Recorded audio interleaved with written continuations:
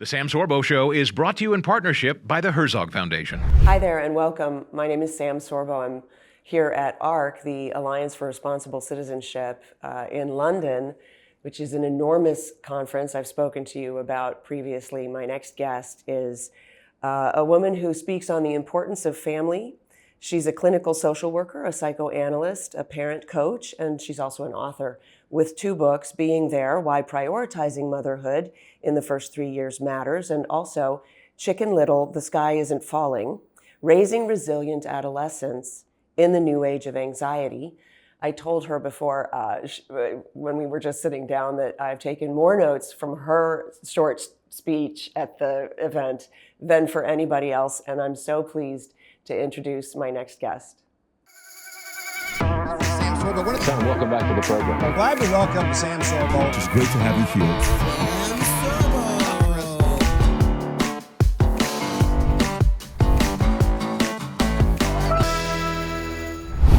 Welcome back. This is the Sam Sorbo Show, and my guest is Komisar. And I just gave you this introduction, so we don't need to go into that. But I did take a number of notes, and you've been blowing up on social media with this sort of new talk about the importance of motherhood, particularly with young children from ages 0 to 3. Mm-hmm. And it's been my contention for a long time that children need their mommies. But to hear somebody who is, an accomplished clinical psychologist and all of this actually come out and say it, it's been taboo to say that for so long. Mm-hmm. What's been the reaction just to that piece? And then I want to go into all of the other stuff that you deal with. Well, I wrote a book called Being There 8 years ago. Mm-hmm. So when the book came out, I can say that there was a lot of pushback because the timing wasn't quite right. Who knows? When you write a book, you never know what the timing will be. But what's happened in the last couple of years is that the pushback has given way to embracing the message. And, I think partly because the message 8 years ago was that children are suffering in a mental health crisis, the likes of which as a clinician we've never seen. And it's been going on well before social media. So I started to think about and write about some of these issues 34 years ago. When I started practicing, I was seeing this rise in mental illness in children, and that the children who were doing the least well were the children whose mothers and fathers, but primarily their primary attachment figures, usually their mothers, were not available to them physically and emotionally. They were children who were being raised by babysitters or being put into daycare, and those were the children who were doing least well with their mental health. So I started looking at the neuroscience research and the epigenetics research and the attachment research. And indeed, I found the connections that I was seeing in my practice, and I said, I got to write a book about this.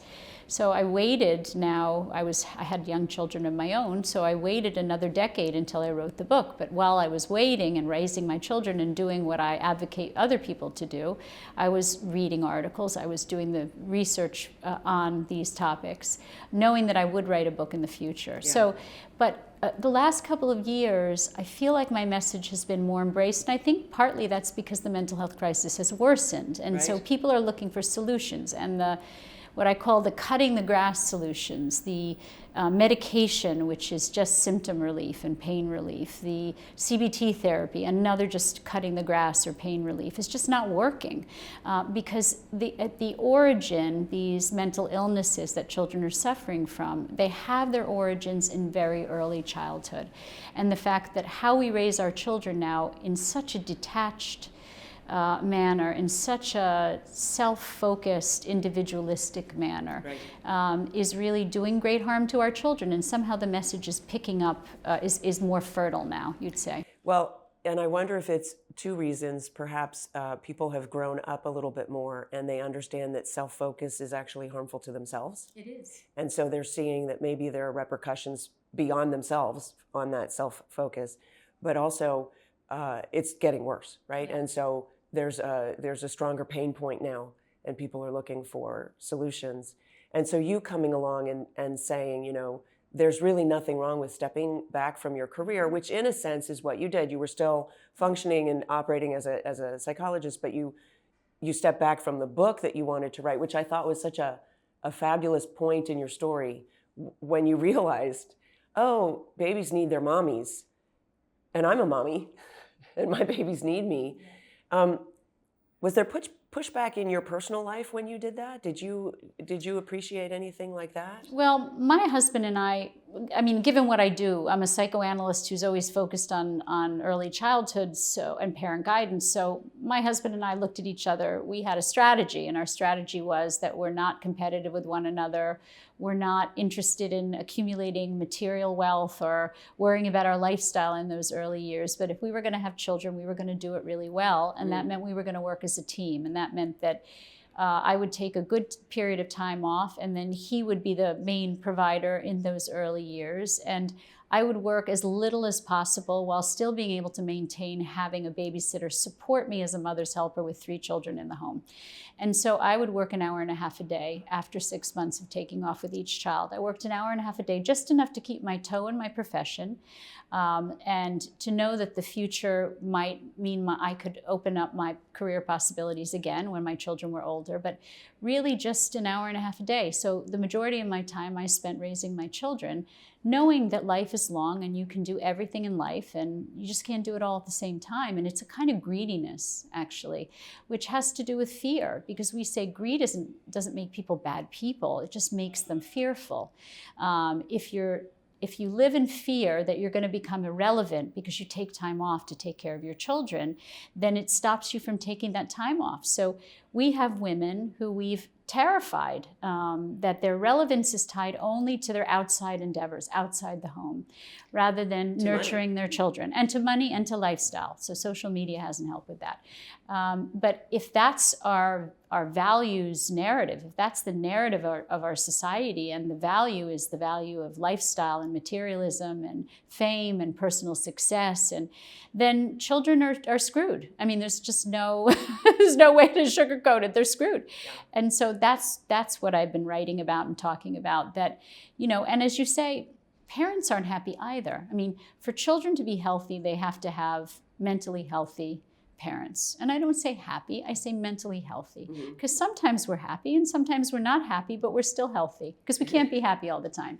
But to say that they need mentally healthy parents who make good choices. And one of the choices, probably one of the most important choices you'll make in your life, is who you love. Another very important choice is how you raise your children. And maybe the third choice is what meaningful and purposeful work that you choose. But those are the 3 big choices in life. And after choosing who you love, the biggest choice you'll ever make in your life is how you're going to raise your children. And you either go to the right or you go to the left. I hate to say that. And shouldn't say right and left, because that assumes politics. You go one way or another way. Forget politics. Yeah. You have a very big choice to make, and it shouldn't be made out of fear, because choices should never be made from a place of fear, right? So part of my story is I grew up with a lot of fear and an inherent a desire to make money that was basically given to me by my schooling, because schooling is about making money. Yeah. And that's a terrible thing to do to a young woman. And I knew that I wanted a family. I knew I wanted a husband and children, but that was never in the forefront because I had to make money. And then, of course, when I got married, I had to continue to make money. And this is what a lot of young women find themselves in this sort of conundrum where they do want a family and kids, but they're driven by the almighty dollar. And what you're trying to say to people is there are other things that are more important. In fact, your families should be more important than the almighty dollar. And that's a harsh lesson, because it actually goes against the culture. Yeah, it does go against the culture. I mean, I'm going to mention something. I have a book coming out in a year on divorce, and I haven't really mentioned it much at this conference, so maybe this is the first time I've mentioned it, really, because it hasn't come out yet. It's a scoop. But the deal is that divorce is really hard for children, and 50% of couples divorce. Thank you for saying that. Well, it is no, we've very been hard. Saying, I'm so sorry to step on you, but we've been saying this for far too long. And I remember back in like the 80s, and Oprah Winfrey interviewing a Hollywood star who was getting divorced. And she said, how are the kids? I mean, they're resilient. And that's the mantra. Kids are resilient. They will bounce back from whatever you throw at them. That is the mantra that our culture has imbibed. So they can be. So the book is about, if you're going to get divorced, which inevitably is going to happen with people, how do you do it in such a way that it's a healthy divorce. So that was the idea, where you put your children above your own pain. But the reason I mentioned it is because if you think about 50% of marriages failing and the children of those divorces, the women in particular, the young women, feel very insecure. So you'd say money provides security for a lot of people. And so, it's why I never sort of damn women for making the choices they do, because you don't know what kind of background they've had. A lot of those young women have come from divorce backgrounds where their mothers suffered financially terribly and their mothers were disempowered and they're afraid. Yeah, so they're terrified that it's going to happen to them. You nailed me. Yeah, they're terrified it's going to happen to them, and they're terrified. So they say, right, I'm going to become a lawyer or a banker or a doctor. I'm never going to rely on a man. The problem is that if you don't rely on one another, if you don't have an interdependent relationship and you don't act as a team and you don't strategize how you're going to raise your children in a healthy manner, and that requires that somebody is around and puts their career on the back burner for a while, then you're not going to raise healthy children. So when I say healthy parents produce healthy children, we have a lot of adults running around who are wounded. They are the walking wounded, and that's not a criticism. That is me feeling compassion for those parents and saying that is going to influence your choices. And a lot of these young women who are making the choice to be more masculine in more masculine fields than feminine fields, yeah, sure, some of it's about power and fame and, and influence, but a lot of it is about security and the idea that they are terrified of being their mothers of that generation who had no, and I have all kinds of solutions for this. And one of the solutions is when you get married and you decide to have children together, if you're worried about security, create a system where you have your own pension, that money from your husband's whatever, income is put into your own personal pension.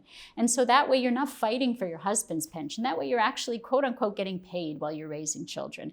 If you're really worried, if you're that worried and it represents security for you, then do something like that. But don't sacrifice your children because you're scared. Get therapy, but don't sacrifice your children because you're terrified. It's a very strong, good message, I think. It's unfortunate that it comes at the cost of sort of putting your marriage on the chopping block a little bit, because you're preparing for, what we don't want to be the inevitable. And I would hope that some of what you're talking about right now would encourage young women to not be so fearful. But this is a way to mitigate the fear that, unfortunately, that our schools kind of program into them because our culture. Because you need to be self-sufficient, and that's expected and desirable in our culture. And I think we sacrifice potentially the greatest loves of our lives because we are distracted away from our children. Absolutely. I mean, the other thing that I'll say is that, I'm Jewish. So, this is a conference with a lot of faith-based people, but probably more Christian people at this conference than Jewish people. And I'm very proudly Jewish, and I'll say that the Jewish tradition is, maybe because we've been in diaspora for so many thousands of years, we were taught to have professions that we could run with. I know that sounds kind of a crazy thing, but we have professions that are indelible, that are always going to be useful in society. And so if you go into a service field, or you go into a field where you have professional skills that are going to be applicable no matter which period of your life you pull that string. If you're a physical therapist or a psychotherapist or a lawyer or a doctor, or things you can take with you that will be skills that no matter where you are in your life, you can say, right, I can reignite that because my identity is still, I have that training. So again, the relevance and even the economic security part of this equation has to be something that we feel secure over a lifetime with, not that we have to have linear lives. Linear lives are a myth anyway. Lots of things can interrupt linear work. Health can interrupt linear work. Divorce can interrupt linear work. Right? They say God laughs when you make plans. Natural disasters can interrupt linear work now. So, I think the idea that we loosen our grip on the idea that work has to be a room that we settle into in the beginning of our professional lives, and then we sit in that room for the rest of our lives. In fact, life is much more interesting, and if you let yourself go where life takes you. So women who were very intensely into their work when they were younger women and then have children, having children changes everything. It transforms you. And so the myth we tell young women is it won't. Nothing's going to change. Your life is going to stay exactly the same. And we tell young men this too. And then they expect that of their wives.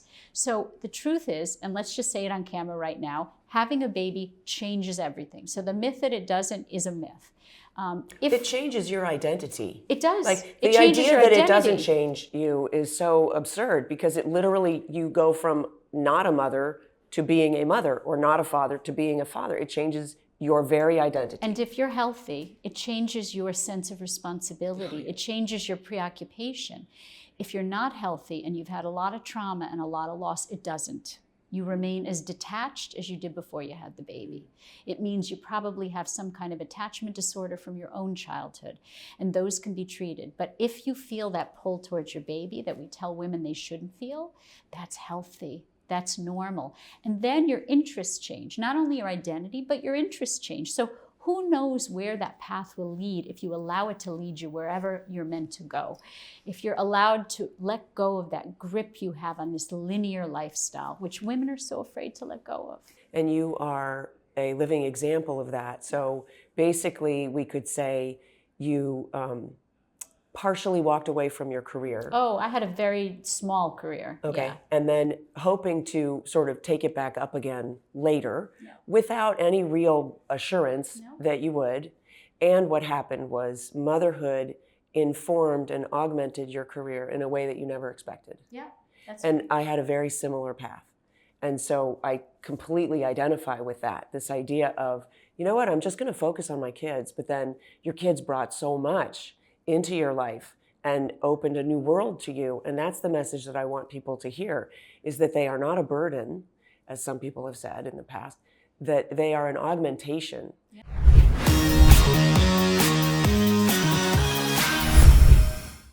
Hi there.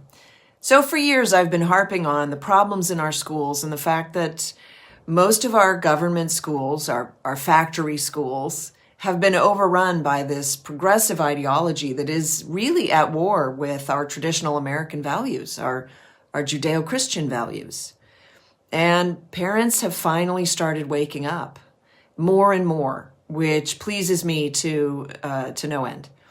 But they're worried about what to do. They are not sure which way to turn, and that's why it gives me great pleasure to announce my continuing partnership with the Herzog Foundation. So the Herzog Foundation is a trusted source for K through 12 Christian education. They have a really remarkable suite of resources for parents and for families. They have an online publication known as The Lion and a network of podcasts, including mine.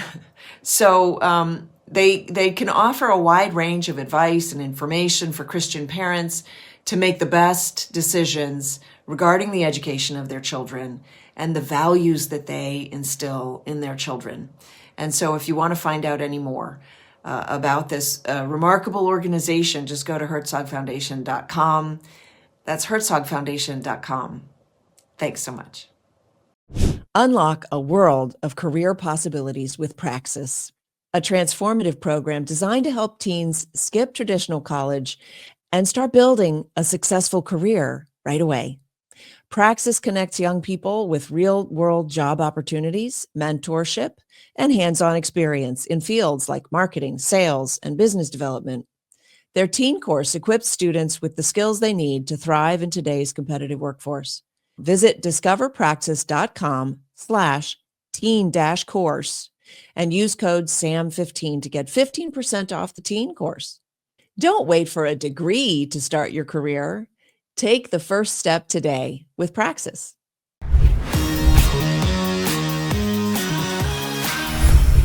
Talk to me a little bit about what your kids have taught you. Well, I mean, kids teach you, my kids have taught me, that there's no greater love. But that's if you have a capacity to love. So, I never want to assume that it's the greatest love of your life. If you've suffered terrible trauma and you feel, there are certain defenses associated with neglect. We call them narcissistic defenses, which is what my paper was about this time at ARC. And some of those involve things like defensive independence or detachment, learned helplessness, things that, even dissociation, which is connected to addictions. But basically, those are ways to distance yourself from pain. But in distancing yourself from pain, you also distance yourself from connection. It's how you stay safe. It's how because the environment is not trustworthy. And when you're little, your environment are the people who are supposed to take care of you. Those primary relationships are what make you trust your environment and must make you trust relationships in the future. If you couldn't trust the people that are supposed to be there for you, then you just don't trust. And so, you can't assume that it's going to be a transformative moment. For many women, they break down with postpartum depression. I think PPD now is, as high as in some places 30% of women are breaking down with postpartum depression. That's higher than it's ever been. And that's because having a baby will either open a door to the past of joy and love and connection to your mother, or it'll open a door to the past of disconnection, maybe a depressed mother, a narcissistic mother, an angry mother. All of these things that door that can open when you have a baby is a historical door. It's like a wormhole to the past, where what gets opened up is the relationship with your mother that may have been repressed, feelings which may have been repressed for many, many, many years. Like you may not even know. You may think, oh, I resolved those feelings about my mother, or I resolved those feelings about my parents' divorce. As soon as you have a baby.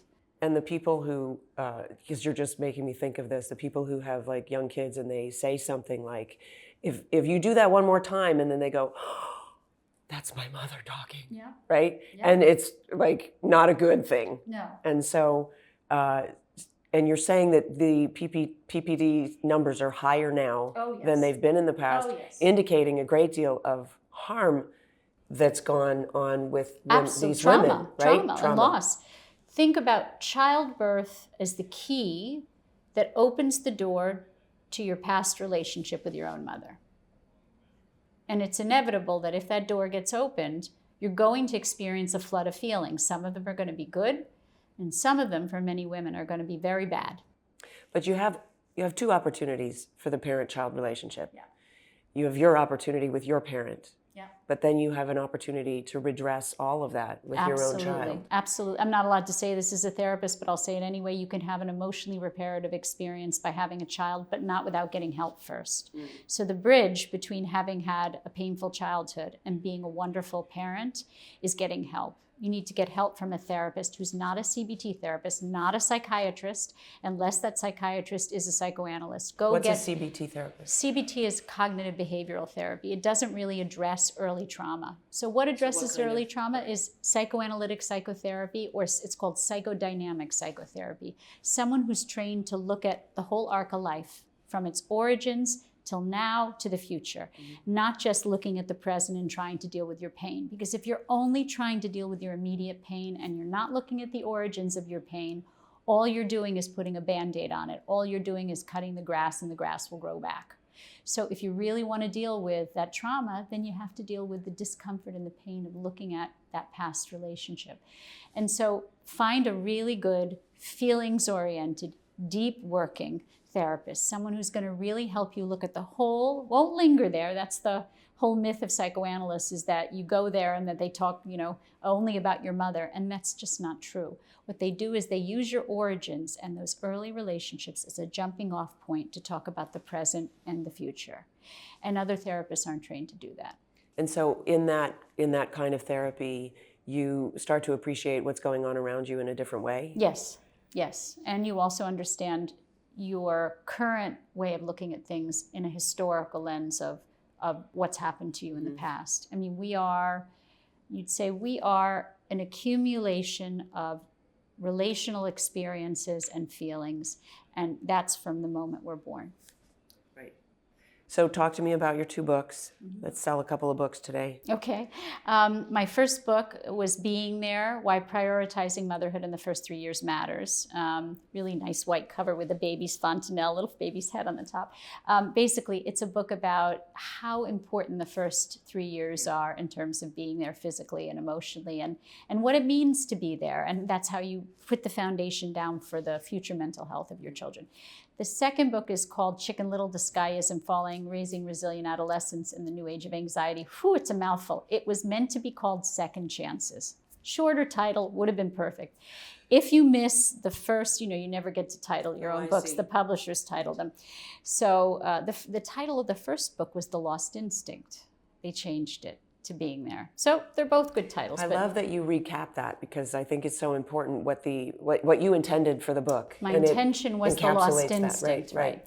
The second book, what should have been called Second Chances, it's called Chicken Little, is essentially a book about the second critical period of brain development. So we know that there are 2 critical periods of right brain development where a child is developing the ability to cope with adversity and deal with stress, but also to regulate their emotions. And we know that in those 2 critical periods, 0 to 3 and 9 to 25, what we call adolescence, a parent's role is critical to the formation of that right brain.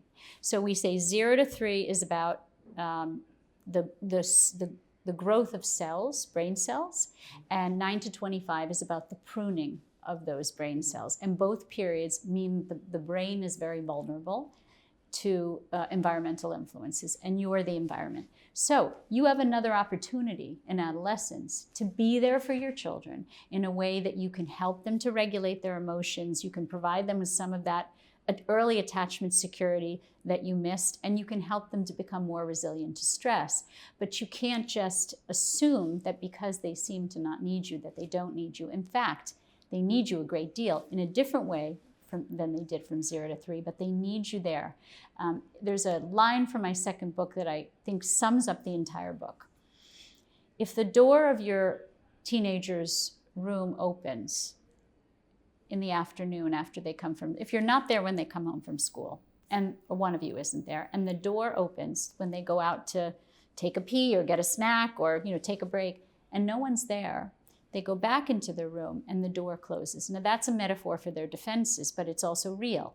They hide out in their rooms and they won't let you in. And if you come home on your own time, when you're done with whatever you're doing, and you knock on the door and say, "Hi, I'm home, you want to talk?" They're not going to be open.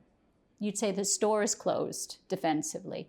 But if you're there when the door opens, these are opportunities that they give you, and you're not present at those moments, the door will close again. So we want to think that we can parent with quality time on our own time, whenever we can be there.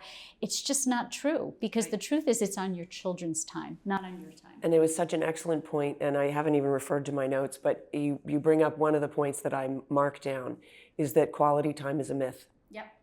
And it's quantity time. Yep. And in the quantity of time, there will be quality moments, but not without the quantity of time. I'm paraphrasing, but basically that was my takeaway. And so that people don't misunderstand, just because the door is closed doesn't mean you can't go in and sit in your child's room. You but can always try. I tell people, you need to go in there and sit silently. Yeah. Do not force a conversation. Do not try to impose your conversation on them. Try to very softly creep up to some kind of exchange. Yeah. But that takes more than just those 15 minutes that you can spare right now. And children understand that you don't have time for them. Yeah, they do. And by the way, let's not leave out 3 to 9. Yeah. Oh, no. Those are important 6 years. I can talk to you about that too. That could be a third book. But 3 to 9 is what Freud called the latency period. So it's the period of building competence. You need to be there, for sure. You need to be there. Their brains are a little less plastic in those periods, so they're a little more fixed. It doesn't mean that there isn't brain growth. So you'd say the majority of the brain growth, 85% of the right brain, is grown by 3. Is by the age of 3. By the age of 3. Grown, yeah. So, but from 3 to 9, you have an overgrowth. So you have another 15% is growing. So it's still important. Would you say it's programming also, or no? programming. From 3 to 9, that there's programming that's taking Well, place. absolutely. There's competence building, and so what they need their parents for in that period is for what I call unconditional love and admiration. So they need you to also sort through what they're good at and what they're not good at. So it's a funny thing that's happened in parenting education is that there was a period when tough love with children was a thing, and nobody was writing books about it. It just was a thing. So it's not like the old days were always great. Tough love wasn't great for children either. There was a lack of sensitivity. And then as the pendulum swung, it became about telling your children that they're good at everything and they can be everything and do everything. And parents didn't realize that they were promoting narcissism in their children. Right. Because what they needed to do was to help their children sort out between 3 and 9 the things that they're good at and have interest in, and the things that they may not be so good at and can move away from. And so the idea of helping your child sort through, so if your child says to you, I suck at soccer, I'm not good at soccer. We went to a place in parenting education, we told parents, I didn't, that you should tell your child, oh no, honey, you're wonderful, you're fabulous. And so children have a radar for bullshit, excuse me. They do. And they know when you're not telling the truth. Okay. So when they hear that and they know they're not good at soccer, you've just lost your legitimacy. Now, if they say, I'm not good at soccer, I don't like it, you can say, it's okay not to be good at everything. I'm not good at everything. And so maybe you'd like to do something else. Maybe there'd be something else that you're better at. That's more honest, and it's also how you build self-esteem. So self-esteem building between 3 and 9 is not lying to your children. It's helping them to sort through, and it's also not saying to them, you suck at things. It's just helping them to sort through what they're good at, what they're not good at, and moving them towards the things that they love and that they're good at. And that's what you're doing in that period of 3 to 9. So it's a very important period. But it's this plasticity in 0 to 3 and 9 to 25 that gives you an opportunity to really, it's a reorganizing of the brain in 9 to 25. You're familiar with Leonard Sachs? Yes. And his sort of admonition that stop making play dates for your teenagers, make family dates instead. Yeah.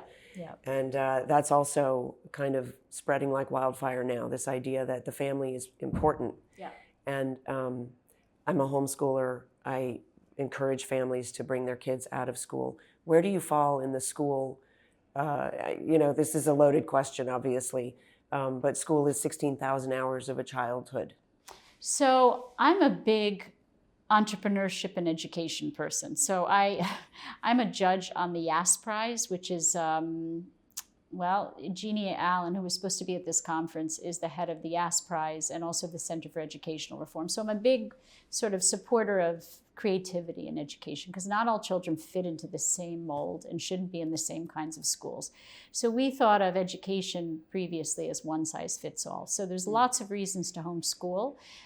Some of them are good, some of them are not so good. There's lots of reasons for parents to have a choice of which kind of school their children should go into, whether or not they can afford private school. I believe in charter schools where parents have some say in which kind of school their child goes into. Maybe there's one school that emphasizes more sensitivity and empathy. Maybe there's another one that emphasizes more math skills, which their child loves, So I think in terms of homeschooling, I think that homeschooling is right for parents whose values don't align with the schools that they have access to, and or that's getting more and more. and or if their child is neurodivergent or is having social issues, or the old idea of forcing a square peg into a round hole, taking a child who is like suffering socially and putting them into. If you read my book, Being There, Chicken Little, you'll see that I was bullied when I was in middle school, kind of mercilessly bullied. And I'm sure it shaped my personality in many, many ways. And it was a time where when kids were bullied, you left them to their own devices fully. You just threw them in. It's sort of like the gladiator with the lions. That's and you my just experience, yes. Threw them in. Yep. And so that wasn't good for children either. It traumatized a lot of children. The idea that when the adults would see children suffering, they would just say, we're out, you guys handle it yourself. So now we know that that interfering too much and not letting children work out some conflicts is not good for them, but also saying we're out was also not good for them. So what we know is that, children who are, now would I have been better to be homeschooled in 7th and 8th and maybe 9th grade? Yeah, maybe, if my parents couldn't afford a school where I would have fit in more. And so there was no homeschooling. So that would be a good example of, if a child is really suffering and is being harmed emotionally by that environment, then pulling your child out and putting them in a different school or homeschooling them, that would be a really good reason. Well, anxiety to homeschool. inhibits learning. Yeah, so then really, it why are does. you going to school? It Because does. you're going to be not learning and you're going to be bullied. Absolutely. And so that's tough. And middle Okay. school is a period where children are really sensitive to their social environment. So if it's working for them, great. If it's not working for them, not so great. Yes, and also, it's not cut and dry whether it's working or not for parents to be able to tell if they're not seeing their children a lot and having these deeper conversations. If they're not thriving, Okay, so I always ask my guests 2 questions, sort of 3. What's your education background? Do you use it today? I kind of guessed the answer, but maybe I'm a bit off. And then the second question is, any advice you would give your younger self?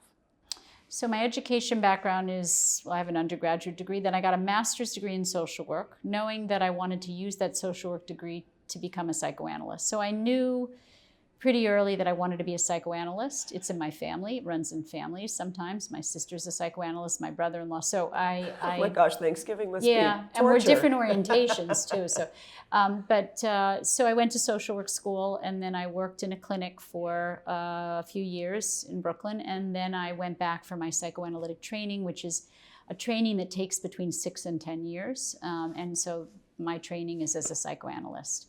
And the other question was... What advice do you... Well, you use that today, so Yes. clearly your schooling completely informed Yes, where it you are does. today. Yeah. What advice do you give your younger self? And any age, any... Oh, that is a really good question. Boy, I wish I had I that know, right? question in advance. I guess what I would say to my younger self, even though I did things, I think, pretty well, nobody's perfect, I think I would have even taken more time off with my kids. I would have taken a full year, not 6 months, where I didn't even feel distracted by an hour and a half a day of work. I would have taken a full year, whatever that would have meant for us, and let the chips fall financially for us. And we had to give up a lot in those years for us to be able to financially manage. But I would have taken that full year off. And that's what I would say to my younger self. Don't rush back. That's Give it great. a full year. Yeah. That is really great. Yeah. Erica Komisar, thank you so much for coming on the program. This is the Sam Sorbo Show. Remember, speak truth, speak it boldly. We'll see you next time.